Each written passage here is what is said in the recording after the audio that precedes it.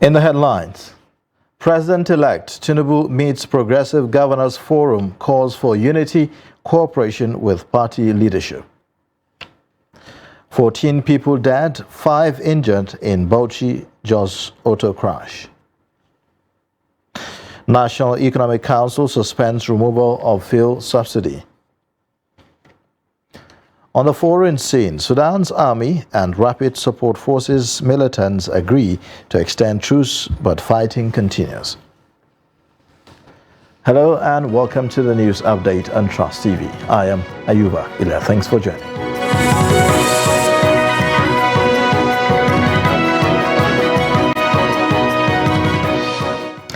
And now the details. The President-elect Bola Tinubu has charged the All Progressives Congress governors to work with the party's leadership and lawmakers on the election of principal officers of the incoming 10th National Assembly. According to a statement issued by Tunde Rahman, one of Tinubu's media aides, on Thursday in Abuja, he gave the task when the governors under the aegis of Progressive Governors Forum visited him. The president-elect told the governors and former governorship candidate of the party that whether they were returned elected or not, the incoming administration belonged to all of them. Tinubu expressed gratitude to God that he is, as the first Muslim minority from the southwest, got blessing of Allah to be elected as president.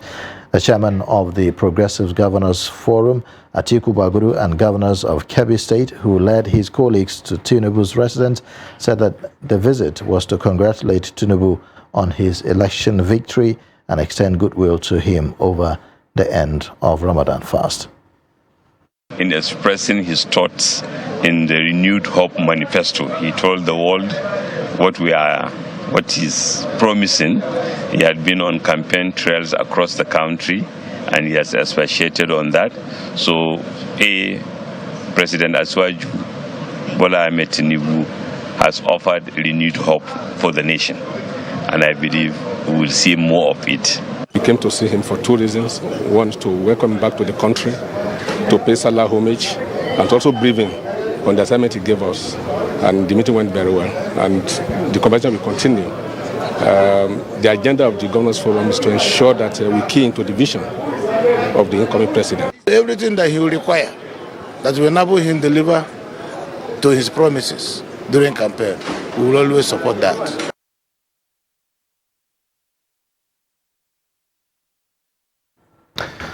President Muhammadu Buhari on Thursday said while the All Progressives Congress worked hard to retain power in the 2023 elections, the combined opposition was a victim of overconfidence. According to a statement by his spokesman Garba Shehu, Buhari spoke at the State House when he received the Progressives Governors Forum led by the chairman, Governor Atiku Bagudu of Kebbi State. The president charged the progressive governors to stick together and openly address issues among themselves.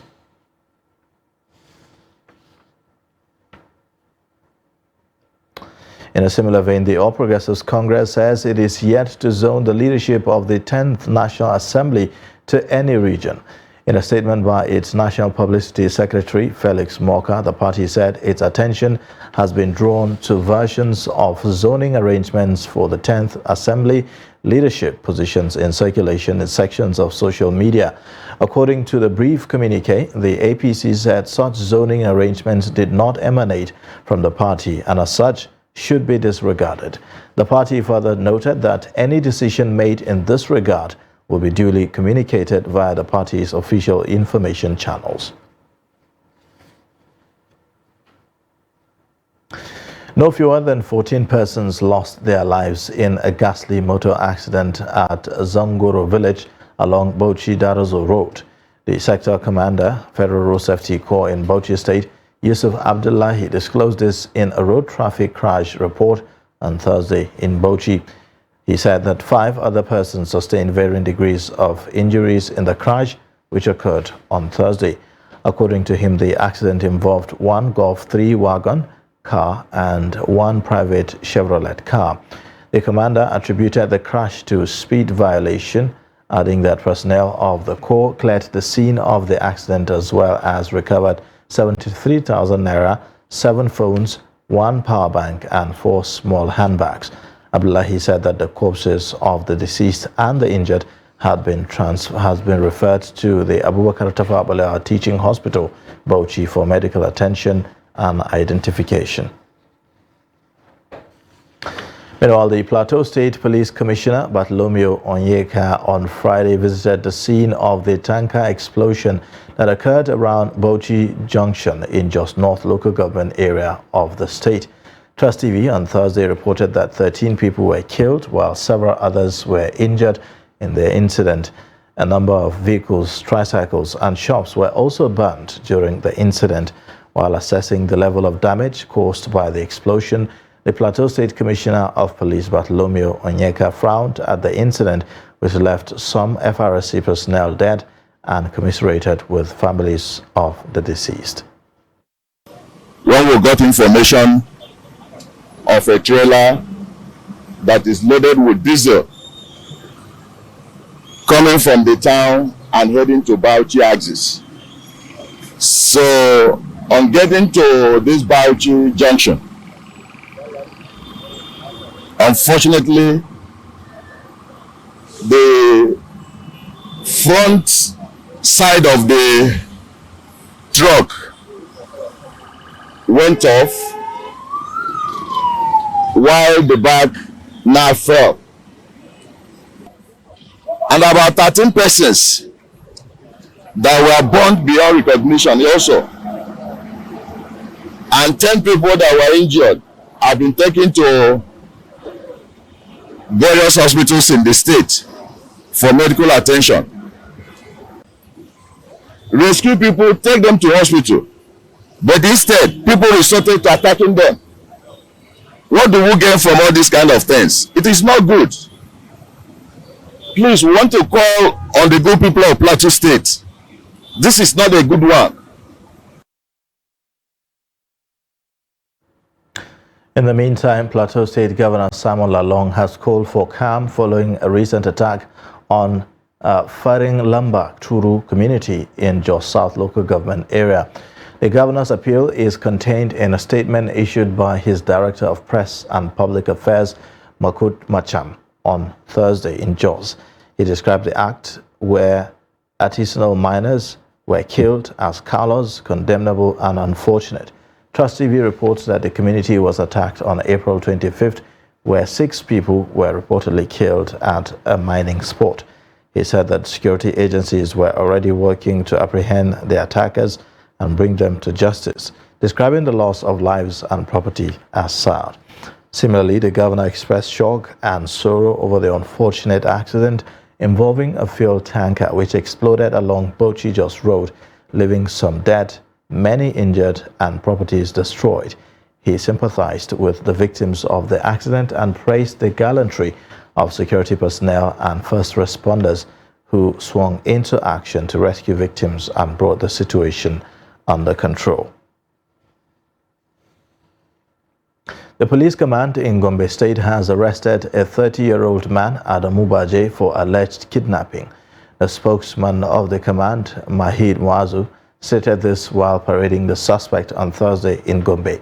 He said the suspect allegedly kidnapped 2 persons, Fatuma Buba and Manu Adamu, both resident of Nafada town in Nafada local government area of the state. He said that the operatives also recovered 7 cows, 4 donkeys, 19 sheep, 10 goats, 1 techno cell phone, a chain and a padlock at the suspect's hideout. The spokesman said that the victims had been referred to a hospital for medical attention. The National Economic Council has advised that the plan to remove fuel subsidy be put on hold until all preparatory plans with various segments of the government, including state and the incoming administration, are concluded. Minister of Finance, Budget and National Planning Zainab Ahmed told journalists at the State House Abuja on Thursday that the timing for the removal of the subsidy was off. She spoke after the valedictory session of the council presided over by Vice President Yemi Osinbajo. Kehinde Amodu reports. There were already many questions trailing the removal of subsidy at the end of an administration and beginning of another. The wagging tongues became louder when the Minister of Finance announced that the government had secured an $800 billion grant to provide palliatives for Nigerians. Now the minister is realizing that the preparation work for the subsidy removal has to be done in consultation with the states and other key stakeholders, including representatives of the incoming administration. We have two laws that have inadvertently made the provision that we should exit by June. So if the committee's work, which will include the representatives of the incoming administration, determine that the removal can be done by June, then the work plan will be designed to exit as of June. But if the determination is that the period needs to be extended, it will mean that we will have, as a country, will have to revisit the Appropriation Act, for example, because the 2023 budget only made provision up to June. There is definitely need for more dialogue going forward, but the conversations will be with a different set of actors, since this is a valedictory meeting of the National Economic Council, and a new set of actors are coming in anyway. From State House, Abuja, Kehinde Amodu, Trust TV News. You're watching the news update on Trust TV. Coming up shortly, we'll take a look at why prices of fish are skyrocketing at Gerio Fish Lake. Details of this and more after the break.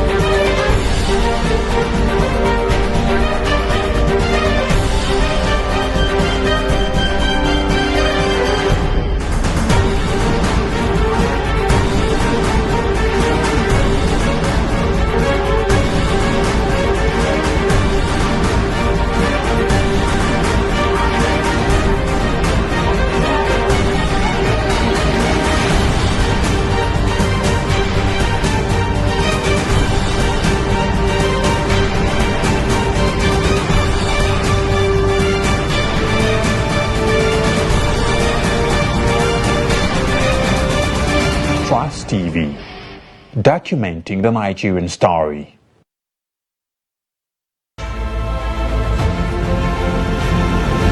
Now, as part of efforts to support Africa's goal of strengthening... Now, looking at the activity chart, as you can see right here, a total volume of 130... Treated a Boko Haram crisis that at that time was restricted to Yobe. How secure are they? You can see security men with blood. This is the road leading up to the... Already, if you look at England squad, you are looking at EPL, you are looking at their names. You are not looking at...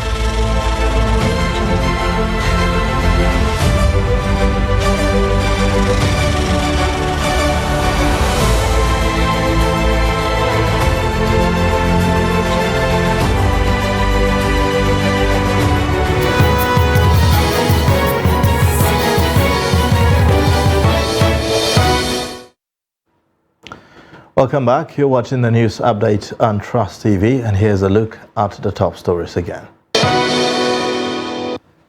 President-elect Tinubu meets APC governors, calls for unity, cooperation with party leadership.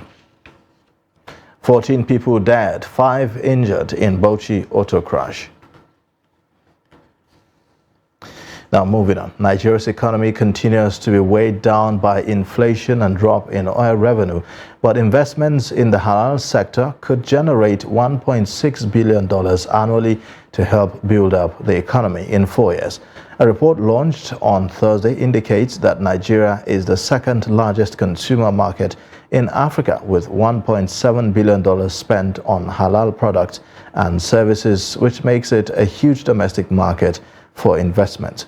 The report, produced by Dar Al Halal Nigeria, a consultancy company in partnership with Dinar Standard, was launched on Thursday in Abuja.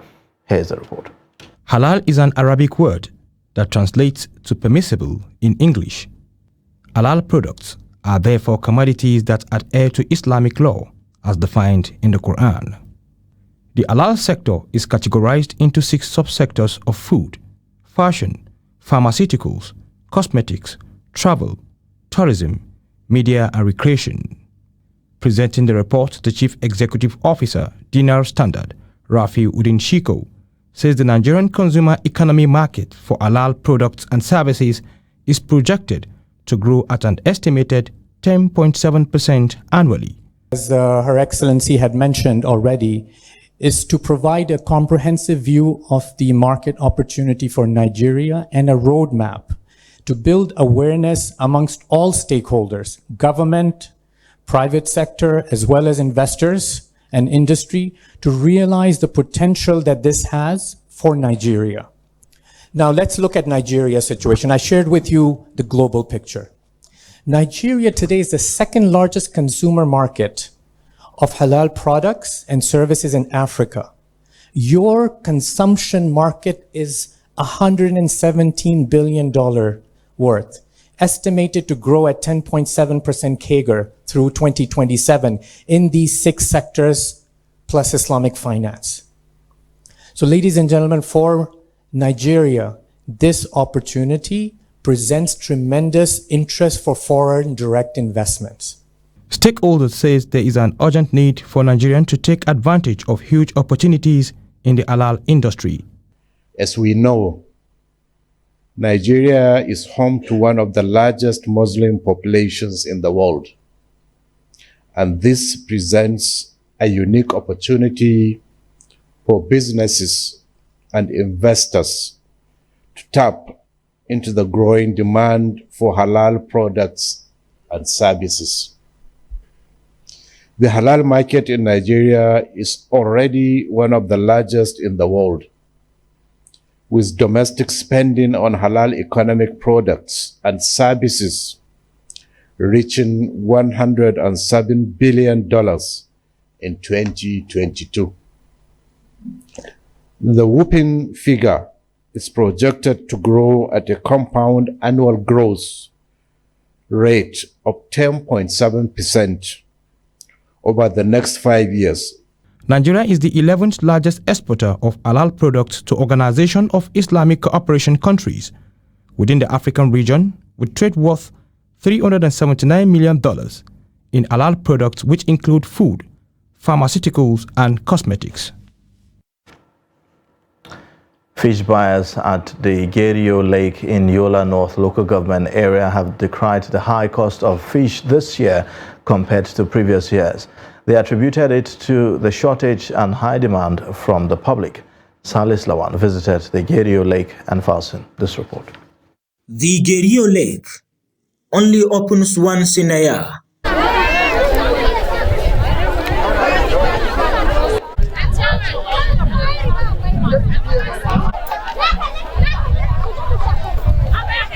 When open, buyers come from different parts of the country to buy for either family use or commercial purpose. The agility of the lake is unique.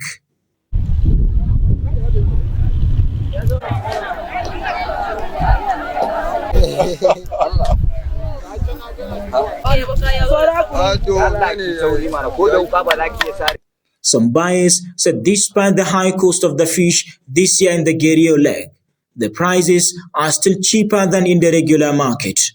Yeah, you know, there's economic changes. So at least a bit, it increased in a small amount. But it is more cheaper here in the market. Anybody that is buying fish in the market, you cannot compare it.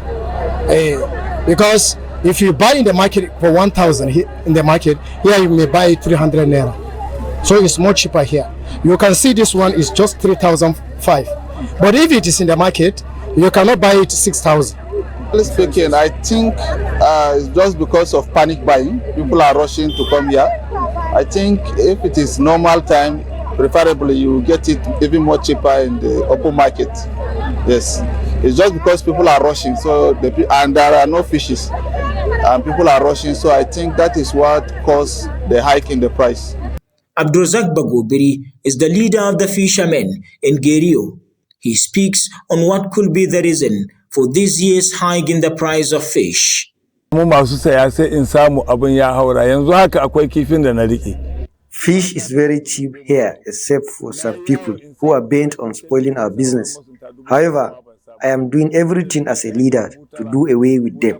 With the help of security agencies here, we are able to arrest a merchant who bought a basket of fish at the rate of 7,500 naira and sold it to a customer 15,000 naira, saying he also bought it at a very exorbitant rate from a fisherman. But we know that is not true. For many, it is always a time to look up to, as buying in the fish lake is more profitable than anywhere else. Silas Lawan, Trust TV News, Yola. The Nigerians in Diaspora Commission says the first set of Nigerians to be evacuated from Sudan will arrive in the country on Friday. Chairman of NITCOM, Abike Dabiri Erewa, told journalists at the State House in Abuja on Thursday that 13 buses had departed from 2 universities in Sudanian capital, Khartoum. The buses will convey Nigerian students to the Aswan border in Egypt, where they will be airlifted to Nigeria. She added that the Nigerian embassy in Sudan has informed the army and the rapid support forces ahead of time to ensure safe passage for the evacuees. We've got millions of Nigerians in Sudan, but there's been migration to Sudan, if you go through history, and a lot of them have settled there doing their businesses. A lot of them are businessmen there, and a lot of students, of course, you know. And at this point in time, we're dealing with 5,500 students. Now, that is not the population. Some people are mixing it up. That is the number of students studying there. But in terms of Nigerians in Sudan, they run into millions. And I'm talking of, from what we have, almost 3 million Nigerians in Sudan who have made it their homes, for years. So that is the current update, and more buses will be expected to depart. On the foreign scene, the Sudanese army and the paramilitary rapid support forces have agreed to extend their ceasefire amid ongoing violence in the capital Khartoum and the West Darfur region.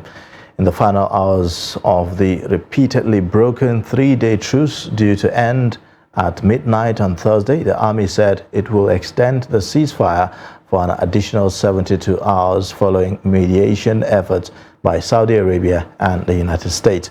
The RSF also said it approved the extended truce, adding that the proposal came from 2 diplomatic groupings that include the US, Saudi Arabia, Norway, the United Kingdom and the United Arab Emirates. On Thursday, warplanes patrolled over the capital's northern suburbs as fighters on the ground exchanged artillery and heavy machine gun fire. The previous ceasefire has not stopped the fighting but created enough of a lull for tens of thousands of Sudanese to flee to safer areas and for foreign nations to evacuate hundreds of their citizens by land and sea. And in sports news, Nigeria's Flying Eagles will now train in Argentina ahead of the 2023 FIFA Under-20 World Cup. The Nigeria Football Federation earlier planned for the team to train in Spain, but called it off because of logistics challenges. The Flying Eagles will now enjoy an extended stay in host nation Argentina. The 2-time finalists, all things being equal, will depart for South American country early next month. Majority of the invited foreign-based players are expected to join the team in Argentina. The Flying Eagles are drawn in Group D with Brazil, Italy, and Dominican Republic. Ladan Bosso's side will open their camp against Dominican Republic in Mendoza in May 21. And that's it for the news update. You can watch more via all our social media platforms and also on our YouTube live stream. I am Ayuba Ila. Thanks for watching. Bye for now.